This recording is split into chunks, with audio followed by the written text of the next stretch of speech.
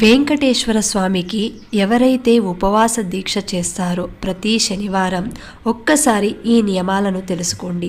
ఎందుకంటే వెంకటేశ్వర స్వామి ఏది కోరినా సరే వరాలిచ్చే వడ్డీ కాసులవాడు. కాబట్టి వ్రతం చేసేవారు శనివారం రోజున తినే ఆహారంలో ఎట్టి పరిస్థితుల్లోనూ నూనె వాడకూడదు. పూర్తిగా నెయ్యితో తయారు చేసిన ఆహార పదార్థాలను మాత్రమే భుజించాలి.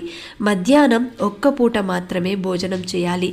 రాత్రి ఫలహారం తీసుకోవచ్చు. మద్యం, మాంసం లాంటివి తీసుకోకూడదు. బ్రహ్మచార్యం పాటించాలి.